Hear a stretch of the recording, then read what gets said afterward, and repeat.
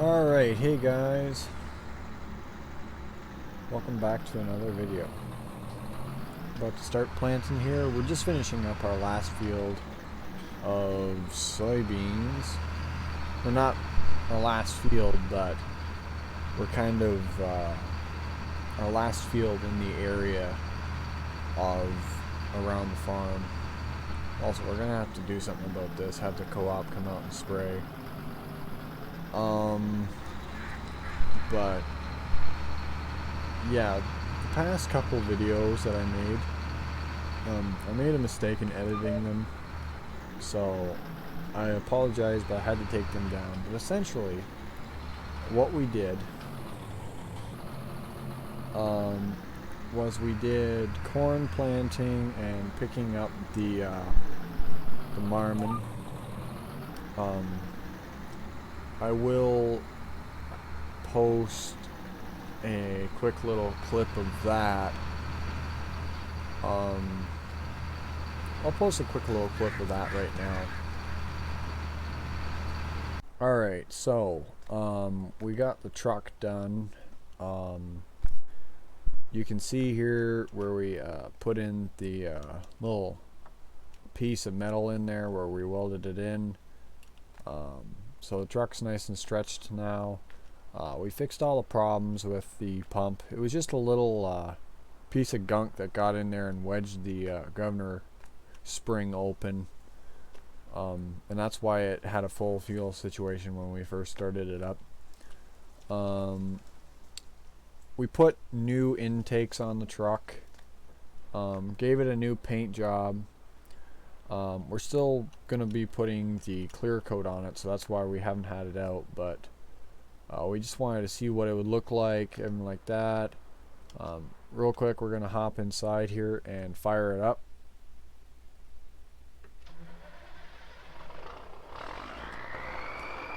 So you can see here, she fires up really easily. Oh, we probably should open up our door here so we don't get a whole bunch of carbon monoxide in here. But, and everything works with it, you know, all the lights turn on like that, so it looks really spiffy.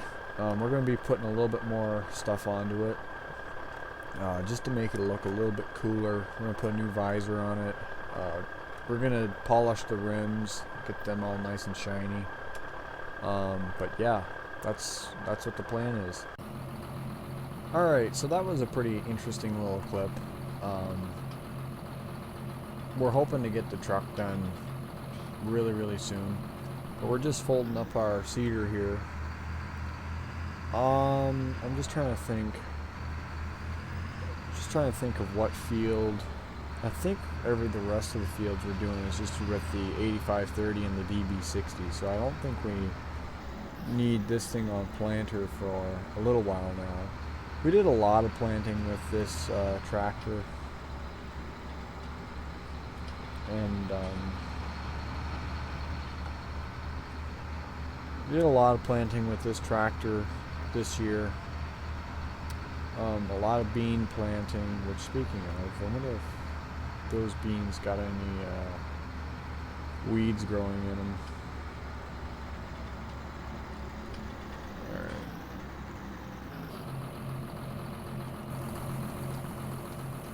Alright. Let's get this door open here.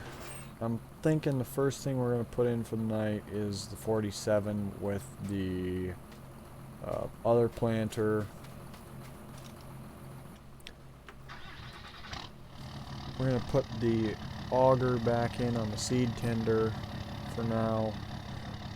We're just going to park this. I'm not entirely sure where I want to park this. I don't want to really leave it outside. Park it here for now.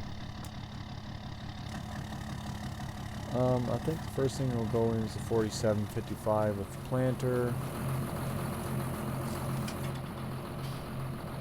So let me get this all figured out, and we'll be back, guys. Alright, so we got everything put away here. We just backed the 47 up with the seeder, put it there, put the 8530 in here, and pull the truck in. We're gonna close these doors. I'm gonna have supper with my wife, and then we will be back at some point, probably tomorrow morning. Now we are starting to run out of time to get the crops in the ground. Also, that reminds me, I'm just hopping in here to check the fuel in it. Oh, it's got lots. We need to get into the field with hay as well. We haven't been doing it much. We haven't been doing any hay work. In fact, the grass up there is plenty high enough. But we still kind of could use it. We just been too busy with soybeans, everything like that. I've been having the guys doing all kinds of planting, so we really need to get that squared away, and then we will worry about the hay. But let me just pull up my iPad here. So we went on the auction, and we did buy field 30, so we're probably going to be planting that tomorrow because that takes priority over 43, simply because 30 is a bigger field. So once we get that planted, we will be pretty set. We'll get 43 going, and we'll be pretty good, I think, for a bit there. But having said that, I'll see you guys in the morning. Alright, morning guys. I'm just walking out the door, and I just want to show you guys this. No, this is not mine. My wife went and got a rent-a-car just to prove a point. I don't get it.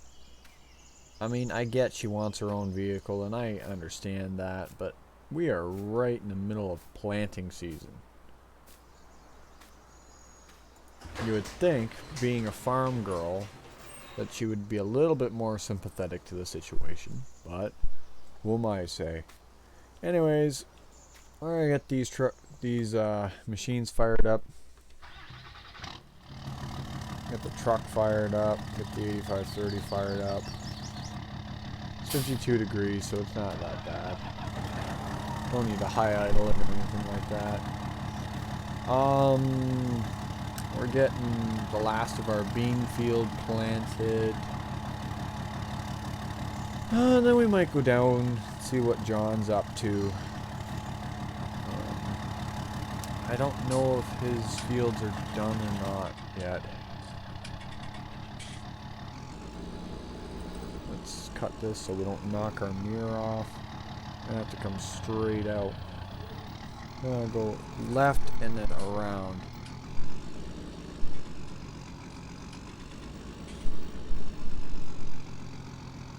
Now, once it gets to be haying season, we'll just park this over here for now.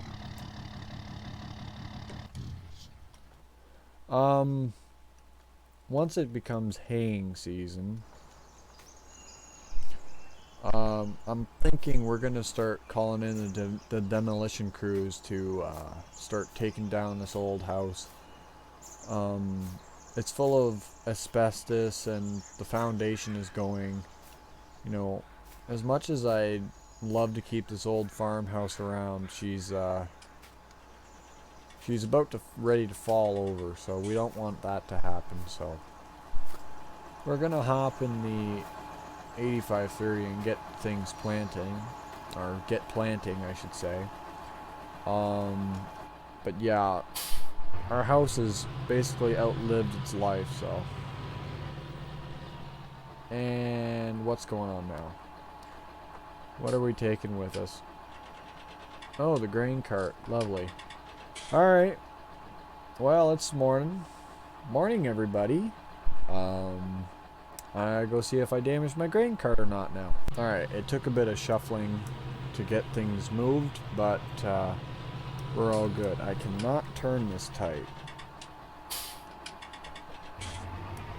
I got to remember to go straight out. I really need to draw out a path in the grass so I know approximately where to drive. It was even worse when we had the 8RT on the farm. I almost caught those drone units off with that door multiple times.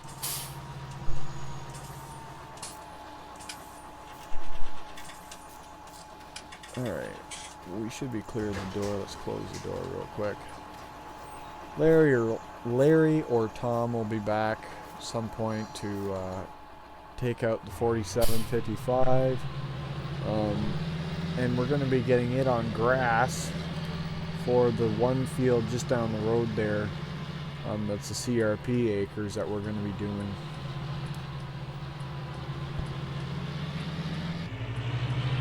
We're going to be going down the road to our new field.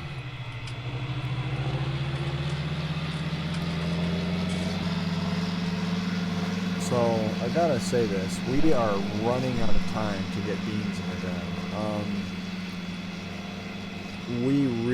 The hustle is on. Today's like the last day. According to the guide, today's the last day that we can actually get beans in the ground. So the push is very real. The race is on for sure.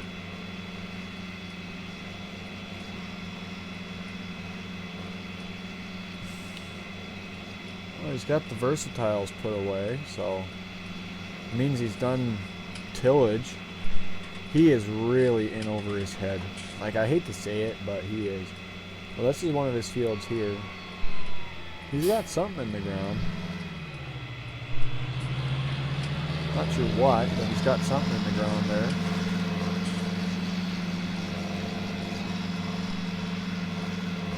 He's got something in the ground there. Maybe he's not so bad off after all.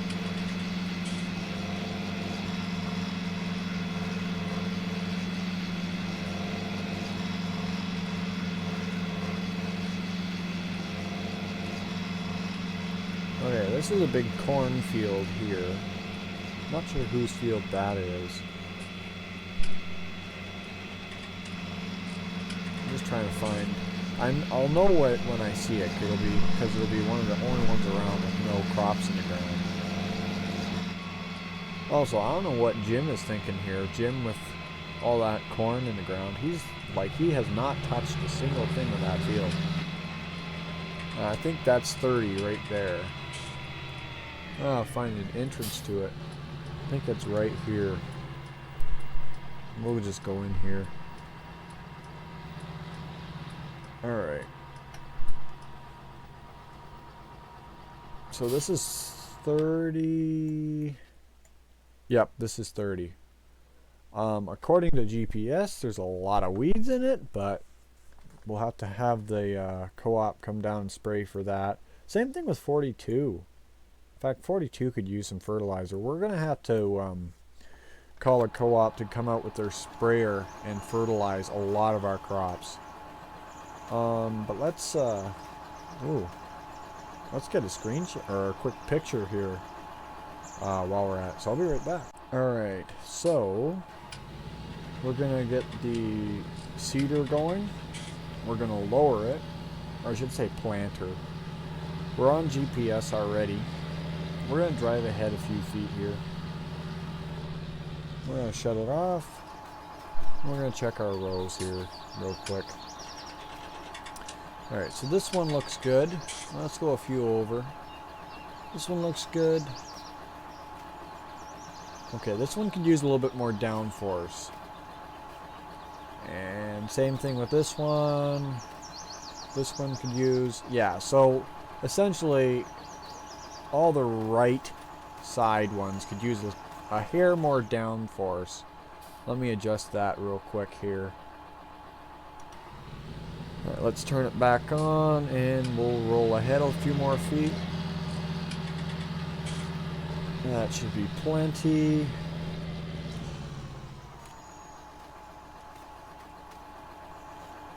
Alright. This row is fine, but that one was already fine. This one's fine. This one's good. This one's good, and that one's good. So we're good on our depth. So we just needed to tweak the downforce a hair. We always had GPS on. Let's just get rolling here. Okay, so let me pull out my iPad real quick. So here we are. We're on GPS. The track goes north-south.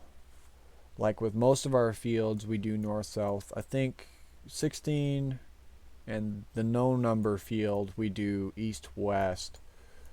But most of them we're going to do north-south. But this is going to be one of our larger bean fields.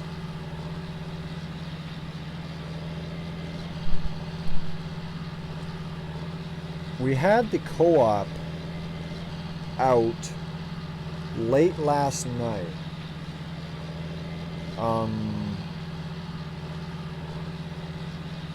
To spray herbicide on. We had them going on 16, 7, the no number field, and number 6, and 8, which looks like these fields need fertilizing pretty badly. So that's something that we're going to be looking into here. For herbicides, the co-op does it for us, but when it comes to actually fertilizing, we just rent the sprayer, so we might have an episode where we're just spraying.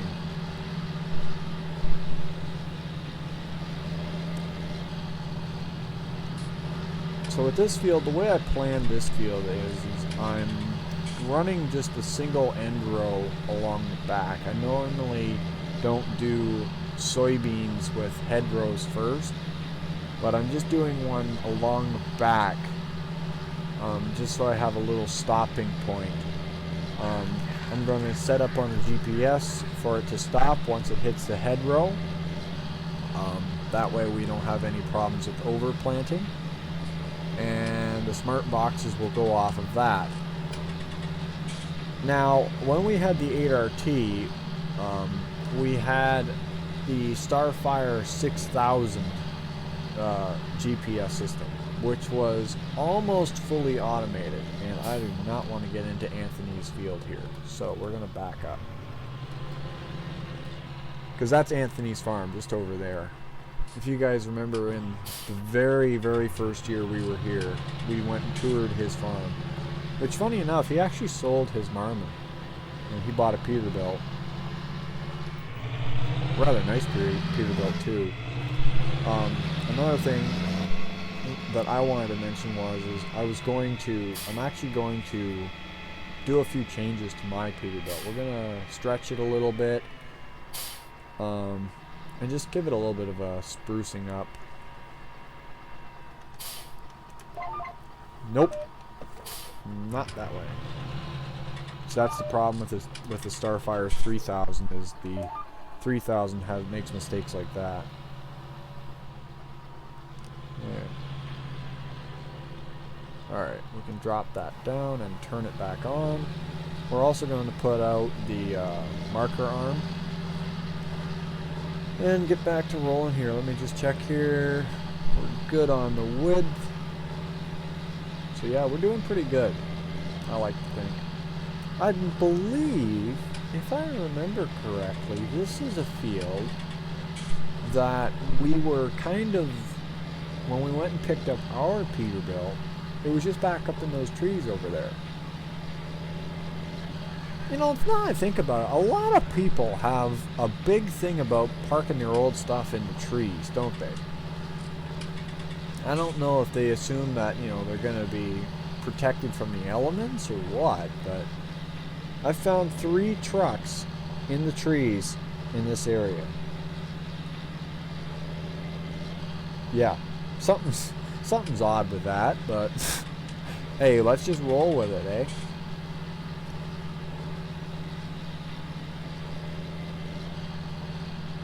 We're definitely going to have to look into having them come over with some fertilizer, though.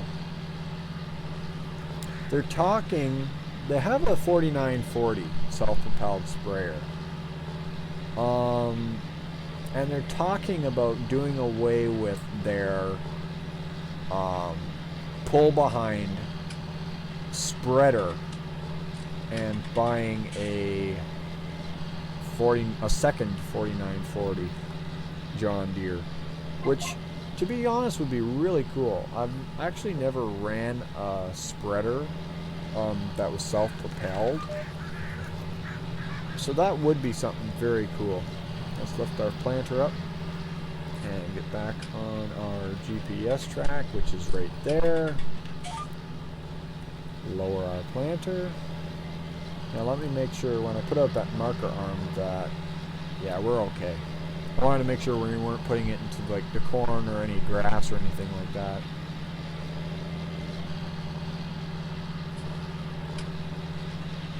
But I think I'm going to make a few phone calls and just kind of get a few things done here.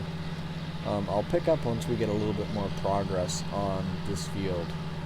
Alright, so I made a few phone calls and everything like that.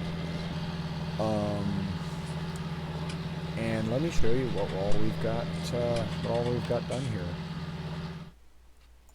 So, if you look, we got the first kind of little bit of field 30 done. We're going to be going back and forth on here, and then we're going to do a quick little line across there and down, and then that's going to be field 30 done. We did leave a little bit in the corner here unplanted, and the reason why is because when we got the combine, the grain cart, the truck, we're going to want to have room to get in here because there's not a lot of room there. So we specifically left all of that unplanted. We're going to get 30 planted, and then we're going to go over to 43. Now 43 is going to be an interesting one to plant.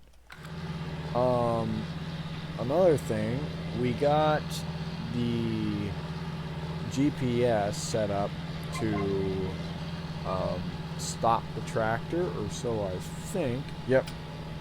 So it does not automatically lift the marker arms, which is fine. But it's just a nice little thing that it does for us. Alright. And we'll drop it. Alright, we'll put out the marker arm.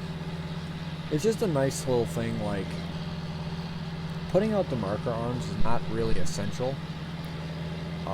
Because we do use GPS and stuff like that. But the thing is, should we ever have a problem with the GPS, it's always good to keep the marker arm out so you have some kind of line, because it's essentially, the marker arm is like an old-fashioned version of GPS. So that's essentially what it is.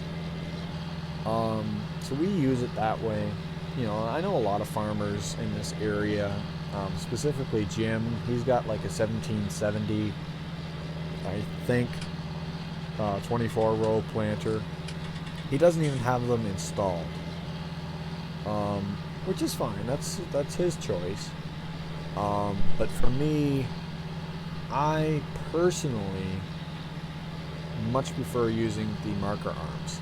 One, I know approximately where my GPS lines are better with it.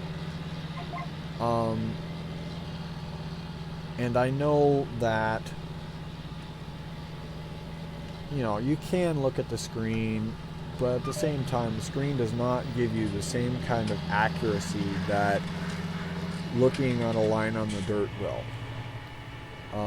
Another thing is because of the reason of, you know, what happens if GPS goes down.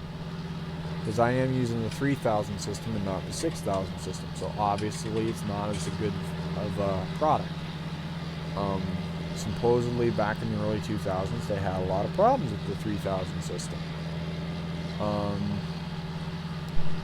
But we have got everything sorted out. So basically, the way I use the GPS is I have the little antenna on the roof of the tractor. That focuses on, that takes the width of the implement that I'm pulling and everything like that, and it matches it to a specific line. Look at all these weeds in here. Somebody didn't do their job right. And then that's the only use for this tractor, or for the GPS on this tractor, is to drive.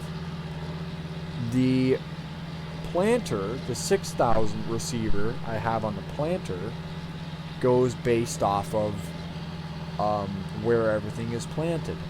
So that's how we prevent overplanting.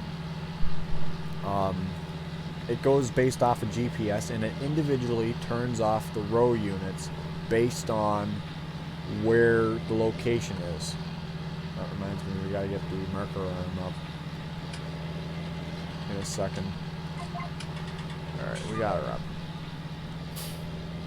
So, that's how we implement GPS on our farm. I find it works well. Should we ever upgrade tractors one day, you know, it might be cool to go to a fully automated 6000 system like what they have in the brand new tractors. Like, for example, when we had that 2020 8RT, that thing literally would drive itself, and that was one crazy machine. However, for me, it kind of took the fun out of it, because I enjoy driving the tractor, so I never really ran it on full auto. I kind of ran it on partial auto.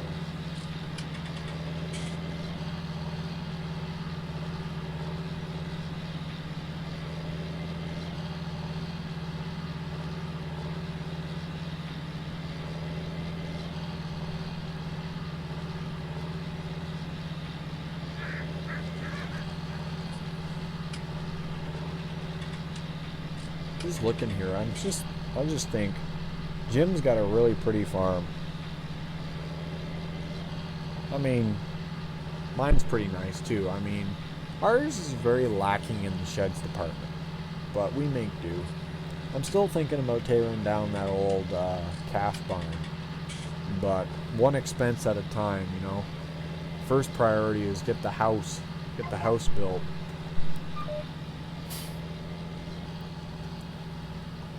Now, we're going to back up here.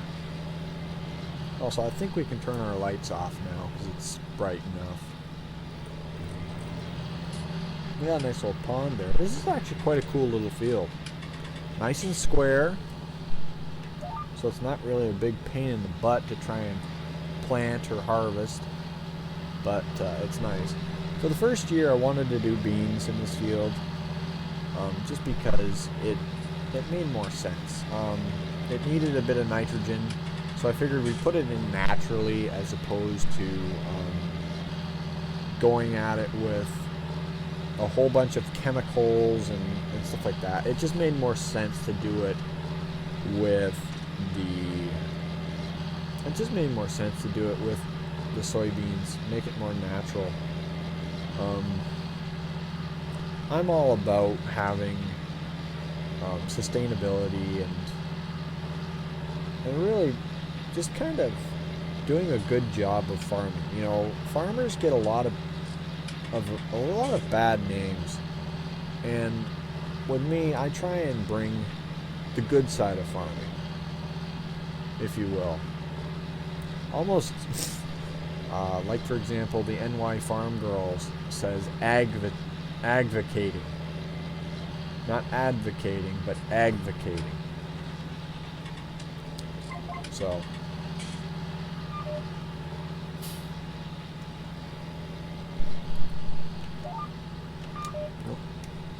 GPS was already turned off.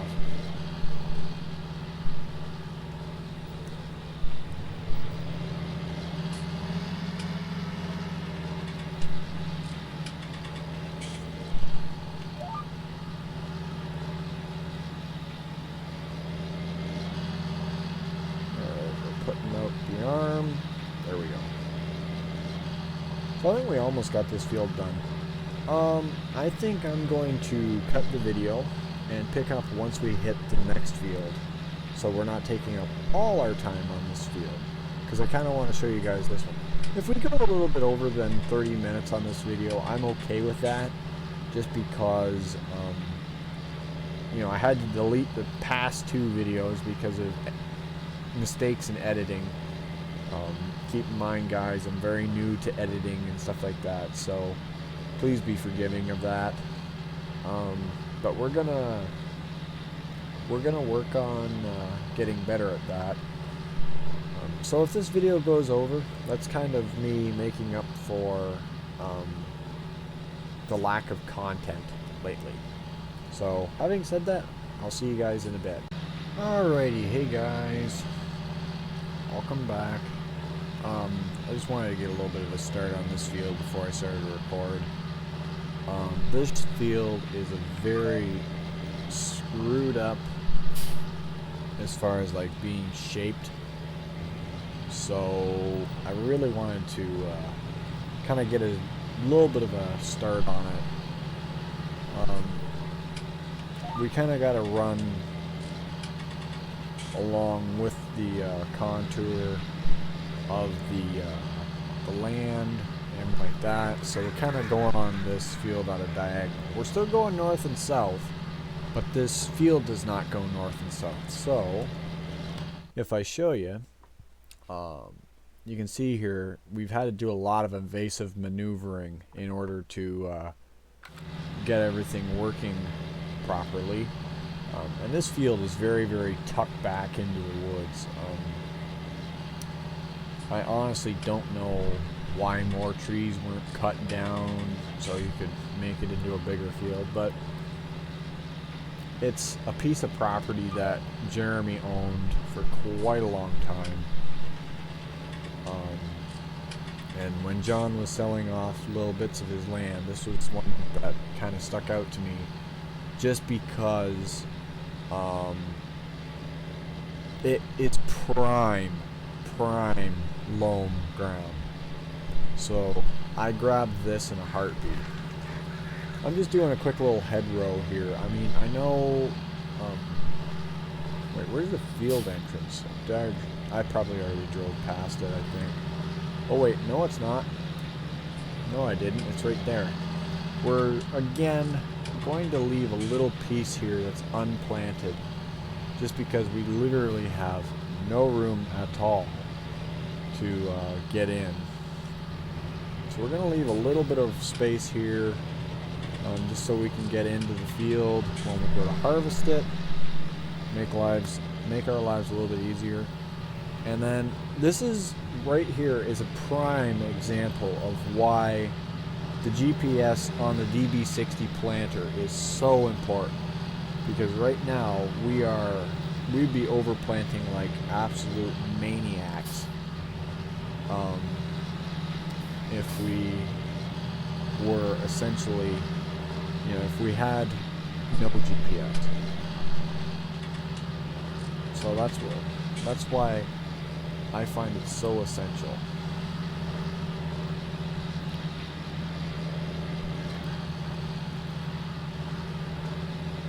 Also, we are down to 9.7 bushels in the tank, so we might have to go and pick up some more seed. I don't know how much more seed. We buy our seed in bulk here in the seed tender, so we just go down to the co-op, we buy a certain amount, and then whatever we don't use, we send back inside the seed tender. So that's what we've been doing. It works better than buying the seed pallets, like what we were doing in Missouri. In Missouri, we were doing a lot of seed pallets and stuff like that, and I did not like it near as much as buying it in bulk. First of all, it's cheaper, so there's an advantage right there. And secondly, it's just a lot better way to go at things, because we'd buy it in the bags on a pallet, and once you cut open the bags, you got no place to put it. you know. So if you don't use it all, you're euchred. Also, looking back, our planter is just covered in dirt. I mean, our tractor is too, but man, those CCS delivery tanks are just covered in dirt. We've had a wet spring, and the ground is still pretty moist. It's not too moist to the point where we get stuck and we can't plant, but it is still pretty moist. Also, there's the end row that we just did, so let's lift that out of the ground and get back on GPS. I think we're just gonna have enough seed for this field, though. I think we're just barely going to have enough. And then this also closes off our planting. This is our very, very last field that we need to plant. So if we can get this done, then we can put away the planters, and we can focus on other things. It's been definitely, it's not my most stressful season for planting, but it certainly wasn't how it was when we were in Missouri, or in Marksville the first time. Because when we were here in Marksville a couple of years ago, we essentially only had a small cluster of fields. So therefore we did not own much at all. So it did not take a whole lot of time to plant. Well, this year we had quite a lot of fields to plant, because we're now one of the largest farmers in the area. You know, for such a little, well, we'll drop it in the ground here. Just use the GPS to shut off all the row units except for a couple. We are now one of the larger farmers in the area, and which is great. But there also comes to a drawback with that, which is obviously having time to do everything. And I feel that we've been doing a pretty good job of our time management this year. Even though we had about 2 weeks of rain where it was just non-stop rain, you know, we've had a good year. But I think that's going to do it for this one, guys. I hope you enjoyed this video. Be sure to like, comment, and subscribe. And hey, I'll see you guys in the next one. Thanks for watching, guys.